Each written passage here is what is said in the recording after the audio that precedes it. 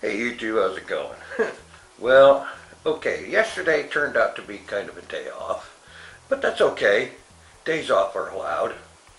So, anyhow, I'm actually a little bit ahead of things today because the alarm won't go off for another 15-20 minutes or so. Yeah, how about that?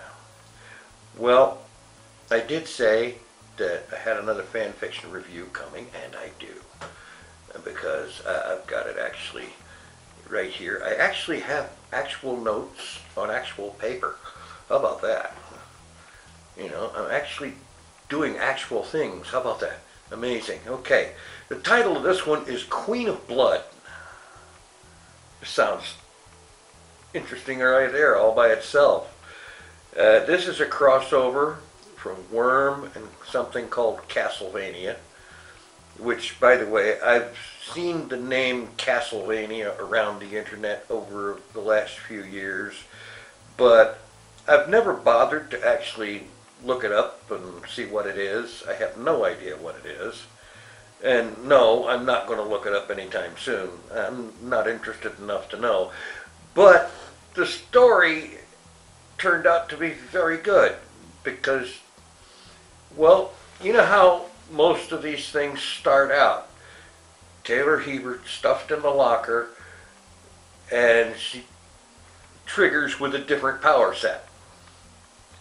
Well, this is different. She got stuffed in the locker and died there. Now, most would think that would be game over right there. But no, that's the beginning of it, because 3 months after she died, she comes back. And apparently, this is by way of waking up in a coffin. And such and so on, hilarity and angst and so on ensues. There's quite a lot of it. This story has one feature I like very much in stories. It is actually complete.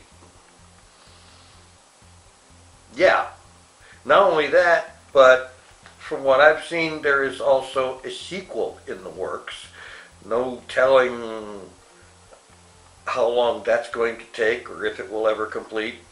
You know, you never know. But this one, it's a good sized story. There are 108 chapter thread marks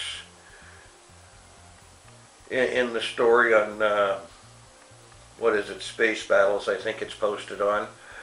And this is for a total of 390,000 words, so it's a good long story. And yeah, it's good. There is a whole bunch of the standard side story and apocrypha stuff, you know, omics of various kinds. There is a few bits of media where the author apparently used Skyrim to set up scenes and set up a couple of screenshots and whatnot to use Skyrim modded armor and so on to model what our lead character is supposed to look like. And it's not bad. It's interesting. It's a kind of a good look. And there's a lot to the story. It goes on for, well, in the story it takes about, I think, just under a year for the most of it.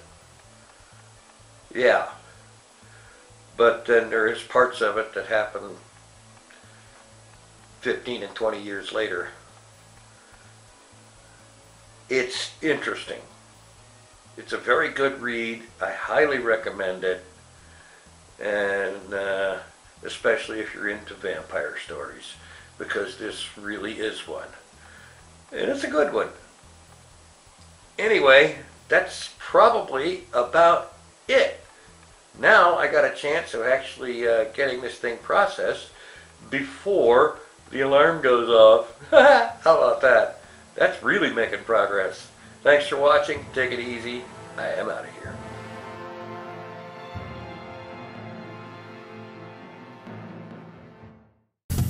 is the TinFoilChef.